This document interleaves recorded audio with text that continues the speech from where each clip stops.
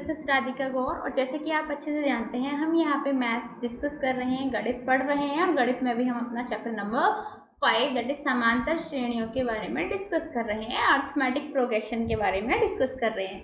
तो चलिए अब हम शुरू करते हैं अपना 5वां सेशन, जिसमें हम पढ़ेंगे एपी के प्रथम n पदों का योग। क्लियर?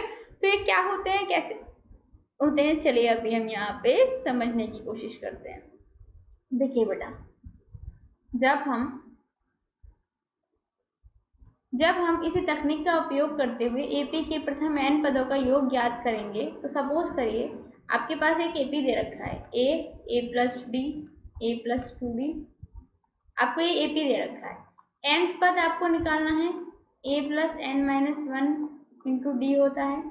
मान लो जो s है इस एपी के प्रथम n पदों के योग को व्यक्त करता है, मतलब ये s बराबर हो गया a प्लस 2d, मतलब a plus D plus a plus 2d plus a plus 3d। इस तरीके से जितने भी पद थे एपी के उन सबका यदि योग कर दिया जाए, तो यदि हम सपोज करेंगे कि उसको हम s से डोनेट करेंगे, पदों को विपरीत क्रम में लिखने पर हमें क्या प्राप्त होगा,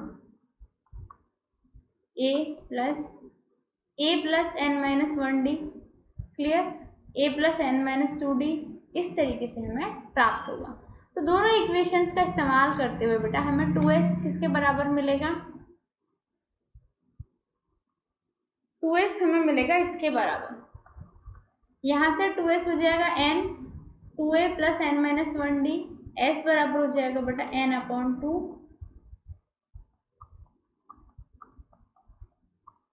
ठीक है, ये हमारा एक और फॉर्मूला हमें मिल गया।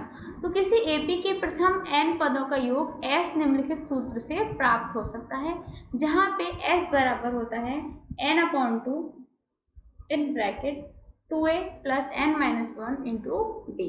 हम इसे इस रूप से भी लिख सकते हैं, कैसे, s बराबर n upon 2 a plus n minus 1 into D. दोनों ये बात सिमिलर है, दोनों में कोई डिफरेंस नहीं है। क्लियर? ओके।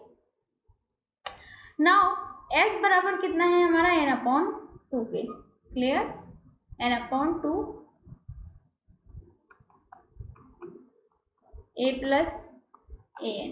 क्लियर? यदि किसी एपी में केवल n ही पद है, क्लियर, किसी एपी में सपोज करो कि सिर्फ n पद है, तो इस केस में बेटा an जो है अंतिम पद किसके बराबर होता है, l के बराबर होगा। तो इसीलिए s बराबर लिख सकते हैं n upon 2 a plus l। Clear? इस तरीके से हमें अब 3 फॉर्मूले देखने को मिल गए, और ये फॉर्मूले आपको याद रखने हैं। तो बेसिकली ये परिणाम उस स्थिति में उपयोगी होगा जब हमें एपी के प्रथम और अंतिम पद दिए हुए हों, सारवंतर नहीं दिया हुआ हो। तो उस केस में हम इन परिणाम का इस्तेमाल करते हुए निकाल सकते हैं, क्या, एपी का योग निकाल सकते हैं। क्लियर? तो चलिए फिर शुरू करते हैं और समझते हैं क्वेश्चंस को, उदाहरण को, उसके बेसिस पे हम इस सेशन को समझने की कोशिश करेंगे। देखिए बेटा, हमें एपी दे रखा है,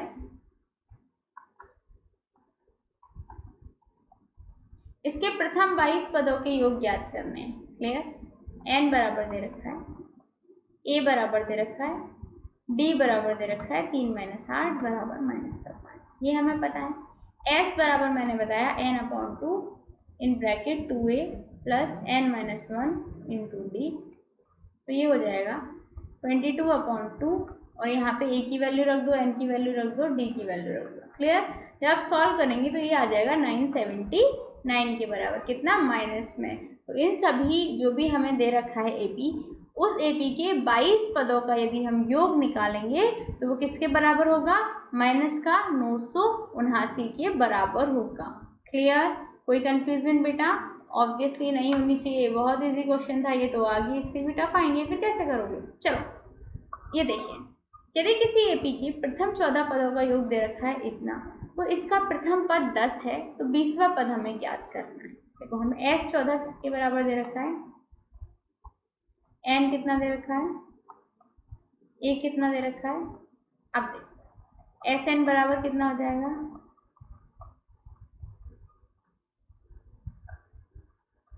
तो यहाँ से 1050 किसके बराबर हो जाएगा, सॉल्व कर लेंगे, ये इस तरीके से सॉल्व करेंगे तो यहाँ से बेटा देखो, यहाँ से 910 इसके बराबर आ जाएगा 91 डी के, डी बराबर हो जाएगा 10 के। क्लियर। तो 820 निकालना है तो 10 प्लस 20 माइनस का 1 इंटू 10, ये हो जाएगा 200 के बराबर। तो इस तरीके से जो ये एपी होगा उसका यदि 14वें का पद का योग, 14 पदों का योग यदि 1050 है तो उस केस में जो 20वां पद होगा वो क्या होगा, 200 होगा। क्लियर। कोई कंफ्यूजन? चलिए अगला सवाल देखिए। हमें दे रखा है एपी इतना, उसके लिए कितने पद लिए जाएं ताकि उनका योग कितना हो जाए, 78 हो जाए। देखो हमें ए दे रखा है 24, डी दे रखा है 21 माइनस का 24, एस एन दे रखा है। क्लियर। इस केस में एस एन बराबर हो गया n/2 in bracket 2a plus n minus 1 into D. Clear. यहाँ पे हम ए की वैल्यू रख लेंगे, डी की वैल्यू रख लेंगे, तो हमें एन की वैल्यू पता चल जाएगी। क्यों? क्योंकि एस एन हमें दे रखा है। ठीक है, ये सॉल्व करेंगे आप, इसको जब आगे नीचे आप हल करके लेके आएंगे तो आसानी से आपको यहाँ पे एन की वैल्यू मिल जाएगी। और वो कितनी मिल जाएगी, 2 वैल्यू मिलेंगी। देखो आपको मिलेगा n-4 बराबर 0 और n-13 बराबर 0। यहाँ से आप देखेंगे n बराबर एक बार 4 आ रहा है और एक बार n बराबर 13 आ रहा है। दोनों को मानना संभव नहीं है, इसीलिए पदों की वांछित संख्या या तो 4 होगी या 13 होगी। क्लियर। ये हम कह सकते हैं। समझ में आया बेटा? इस तरीके से हम इस सवाल को हल कर सकते हैं। अगला सवाल देखिए। ओके, तो आपका सवाल क्या कह रहा है, आप बताइए। सवाल आपका ये कह रहा है कि सपोज कीजिए कि आपके पास क्या है, आपके पास एपी है। ठीक है, और एपी के आपको क्या दे रखे हैं, प्रथम 1000 धन पूर्णांक दे रखे हैं, प्रथम n धन पूर्णांक दे रखे हैं। दो अलग अलग सिचुएशन दे रखी हैं। तो इसमें आपको योग ज्ञात करना है। तो पहली चीज ये है, मान लीजिए s बराबर दे रखा है आपको 1 2 3 प्लस प्लस प्लस 1000 तक। ठीक है, इस केस में एपी के प्रथम n पदों के योग का सूत्र कितना हो जाएगा, एस एन बराबर n/2 a प्लस एल। ठीक है, यहाँ से एस एन हमें एस 1000 निकालना है, 1000/2 1 प्लस 1000 सॉल्व करके हमारा ये आ जाएगा। अब प्रथम 1000 धन पूर्णांक का योग आ गया हमारा इतना। बताओ कोई कंफ्यूजन? कुछ नहीं थी, सिंपल सी बात है। प्रथम n धन पूर्णांक निकालने थे, 1 2 3 4 ऐसे होते हैं, 1000 तक का योग निकालना है तो कितना निकाल देंगे, एस 1000 निकाल देंगे, एपी में रख देंगे, मतलब फॉर्मूले में रख देंगे और हमें हमारा उनका योग पता चल जाएगा। ठीक है, अगला सवाल देखिए। ये है, मान लीजिए n धन पूर्णांक हो। ठीक है, मतलब 1000 है यहाँ तो हमें दे रखा है, यहाँ हमें ये नहीं पता कितने हैं, तो 1 प्लस 2 प्लस 3 प्लस ये निकाल लेंगे। यदि a 1 है और अंतिम पद l कितना है, n है, तो इस तरीके से बेटा एस एन बराबर आ जाएगा n 1 प्लस n/2। तो एस एन जो है उसको हम ऐसे भी लिख सकते हैं n प्लस 1/2। इस तरीके से बेटा आपका ये और सूत्र आ गया। तो किसी भी धन पूर्णांकों का, प्रथम n धन पूर्णांकों का योग निकालने के लिए सूत्र क्या है, एस एन बराबर n in bracket n plus 1/2। Clear, very good. सवाल देखिए, क्या सवाल है आपका। संख्याओं की उस सूची के प्रथम 24 पदों का योग ज्ञात कीजिए जिसका nवां पद क्या है, an क्या है, 3 प्लस 2n से दिया जाता है। क्लियर। देखो an दे रखा है हमारा 3 प्लस 2n, a1 दे रखा है हमारा 3 प्लस 2 बराबर 5, a2 दे रखा है 3 प्लस 2 इंटू 2 बराबर 7, a3 दे रखा है 3 प्लस 2 इंटू 3 बराबर 9। इस तरीके से आप नीचे आएंगे, इसी प्रकार संख्याओं की आपको ये सूची मिल जाएगी। क्लियर। यहाँ से आप जब सूची देखेंगे तो आप में क्या मिलेगा, ये मतलब सारवंतर आपको मिलेगा। देखो 7 माइनस 5 करोगे 2 आएगा, 9 माइनस 7 करोगे 2 आएगा, 11 माइनस 9 करोगे 2 आएगा। तो सारवंतर कितना हो गया बेटा, 2 हो गया। इससे एक एपी बनती है जिसका सारवंतर 2 है। अब हमें S24 ज्ञात करना है। क्लियर। इसे याद करने के लिए हमें क्या होगा, n बराबर 24 हुआ, a बराबर 5 हुआ, d बराबर 2 हुआ। इस तरीके से चीज़ें देखेंगे। S24 में वैल्यू रख देंगे, ठीक है, SN के फॉर्मूले में वैल्यू रख दी हमने, हमें मिला 672। तो हम कह सकते हैं कि जो हमारी दी हुई संख्याएं हैं उनकी जो सूची है उसके प्रथम 24 पदों का योग कितना होगा, 672 होगा। कितना होगा, 672 होगा। क्लियर। टीवी सेटों का निर्माता तीसरे वर्ष में 600 टीवी तथा 7वें वर्ष में 700 टीवी सेटों का उत्पादन करता है, यह मानते हुए कि प्रत्येक वर्ष उत्पादन में एक समान रूप से एक निश्चित संख्या में वृद्धि होती है। ज्ञात कीजिए प्रथम वर्ष में कितना उत्पादन हुआ, 10वें वर्ष में कितना उत्पादन हुआ, और तीसरा ये ज्ञात करना है कि 7वें वर्ष में कुल उत्पादन कितना हुआ।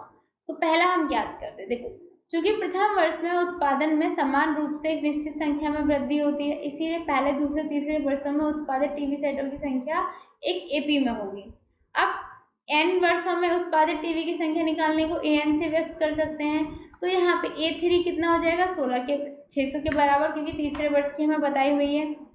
A7 700 के बराबर, क्योंकि हमें 7वें वर्ष की बताई हुई है। तो A + 2D किसके बराबर हो जाएगा, 600 के बराबर, और A + 6D बराबर हो जाएगा 700 के बराबर। क्लियर।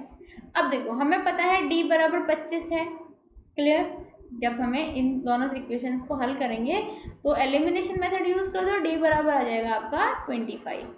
जब D बराबर 25 आएगा किसी भी इक्वेशन में रख लेना, A बराबर आ जाएगा 550। तो प्रथम वर्ष में उत्पादित टीवी सेटों की संख्या कितनी होगी बेटा, 550 होगी। कोई कंफ्यूजन इस चीज में नहीं होनी चाहिए। अब देखिए, अब निकालना है हमें कि दूसरे वर्ष में क्या होगा। ठीक है, तो देखो A10 निकालना है हमें। ठीक है, दूसरे में नहीं, 10वें वर्ष में पूछा है। A10 निकालने के लिए A + 9D होगा। अब हमारे पास A की वैल्यू है कितनी है, 550 + 9 इंटू D की वैल्यू है कितनी है, 25। सॉल्व करेंगे, ये हो जाएगा कितना, 775 के बराबर। तो 10वें वर्ष में उत्पादित टीवी सेटों की संख्या कितनी हो जाएगी बेटा, 775 हो जाएगी। कंफ्यूजन कोई बता दीजिए यदि अभी समझ में नहीं आ रहा है तो। अगला देखिए, प्रथम 7 वर्षों में जो उत्पादित टीवी हुई है उनका सम निकालना है बेटा, मतलब S7 निकालना है। सिंपल सी बात है, कैसे निकालेंगे बेटा, 7/2, 2 इंटू 550, ये 550 है ना, प्लस 7 - 1 इंटू 25, सिर्फ ये n/2, ठीक है, 2a + n - 1 इंटू d, इसी में तो रखा है हमने। अब इसको सॉल्व किया तो 7/2 + 150, इसको सॉल्व करेंगे तो 43। बताओ, कोई कंफ्यूजन नहीं। तो प्रथम 7 वर्षों में कुल उत्पादित हुई टीवी सेटों की संख्या कितनी होगी, इतनी होगी, 4375 के बराबर होगी। तो देखा हमने कितनी आसानी से निकाला। हमने पहले, सबसे पहले क्या किया, हमने जो भी हमें क्वेश्चन में दे रखा था उसका इस्तेमाल करते हुए हमने A की वैल्यू निकाल ली और D की वैल्यू निकाल ली। उसको निकालने के बाद हम आसानी से 10वें वर्ष की भी उत्पादित टीवियों की संख्या निकाल पाए, प्रथम वर्ष की भी निकाल पाए, और 7 वर्षों में कुल उत्पादित हुई टीवी सेटों की भी संख्या निकाल पाए। क्लियर। अगला सवाल देखिए,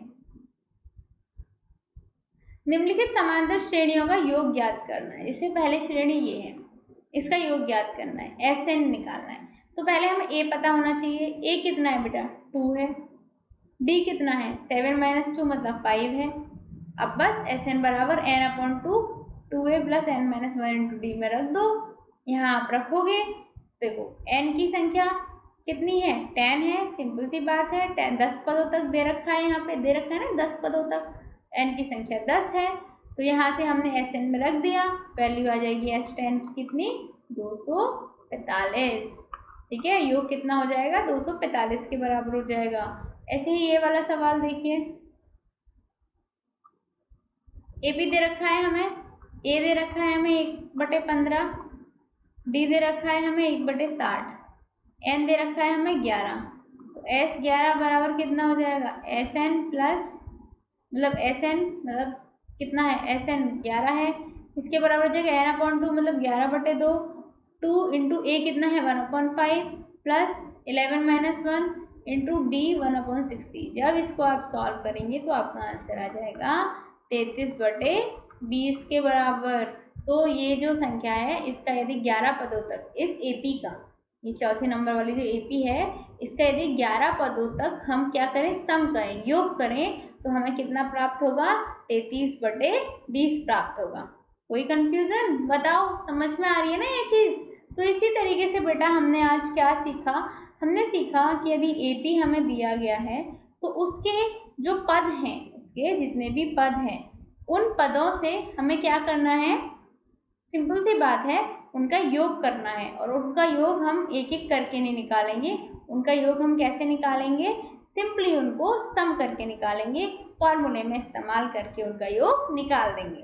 तो चलिए, उम्मीद करती हूँ आपको आज का सेशन समझ आया होगा और पसंद भी आया होगा। चलिए मिलते हैं अगले सेशन में, तब तक के लिए शुक्रिया एंड गुड बाय।